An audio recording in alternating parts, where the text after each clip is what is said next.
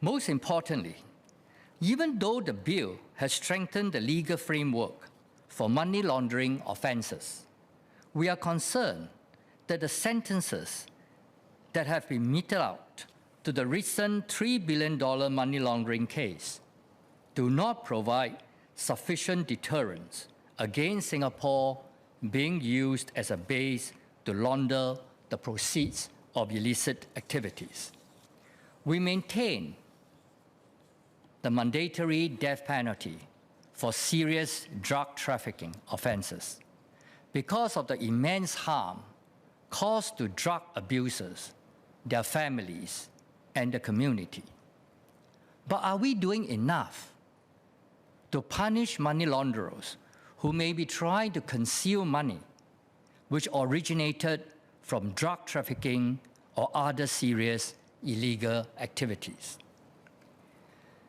In his written reply to my parliamentary question on 8 May 2024, the Minister for Home Affairs told me that the risk of imprisonment is an important deterrent against money laundering. I agree to that.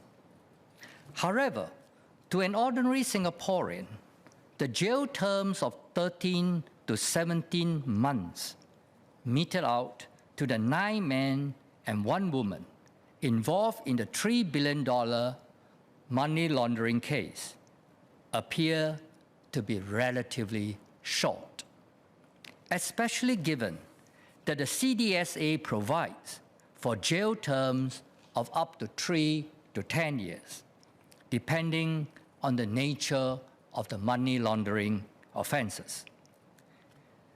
In recent years, there have been an increasing number of Singaporeans being caught for being money mules. In many cases, they handed over their bank accounts and private information in exchange for small amounts of money, usually in the range of hundreds of dollars each time. Some of these offenders have been sentenced to imprisonment for periods of 2 to 3 months for their offences. In comparison, the offenders of the $3 billion money laundering case got to enjoy luxurious lifestyle worth millions of dollars in Singapore for several years before they were caught. Are the jail terms of 13 to 17 months proportional to the crimes they have committed when compared to those of the money mules?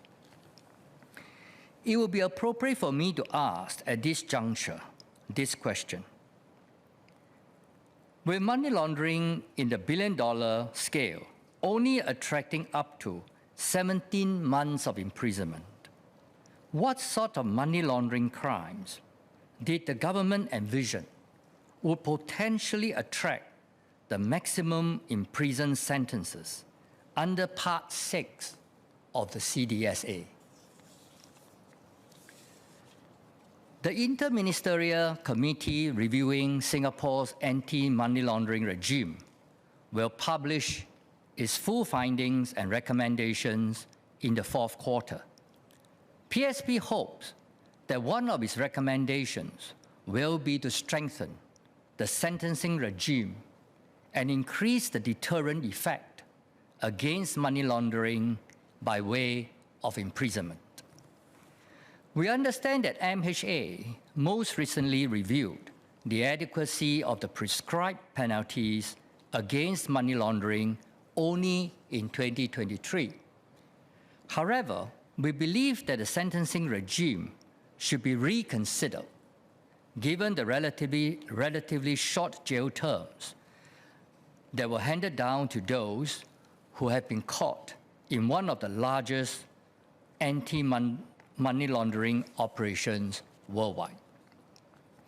Can I also ask the Minister if the Sentencing Advisory Panel will consider issuing an advisory on the sentencing framework for offences under the CDSA based on the lessons learned from the $3 billion money laundering case? Mr. Leong asked about the adequacy of our sentencing regime.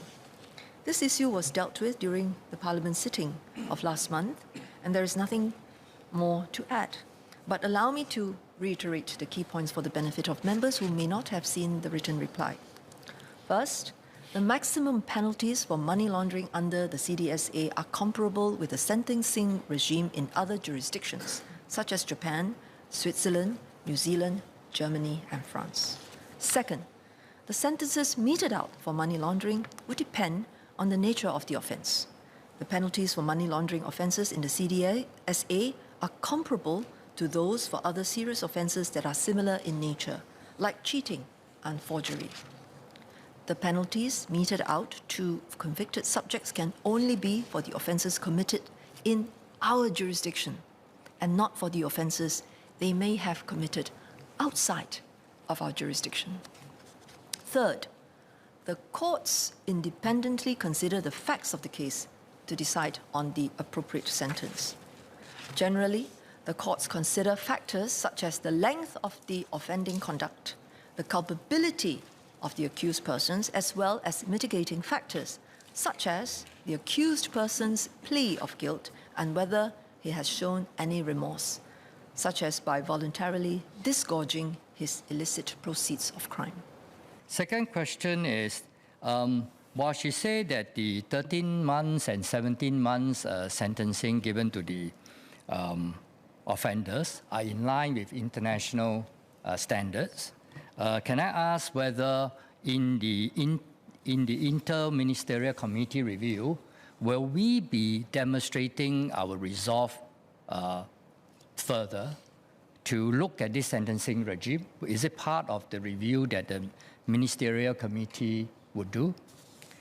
And my last question, can the minister update us what are the actions taken against all the institutions that are involved in this $3 billion money laundering case?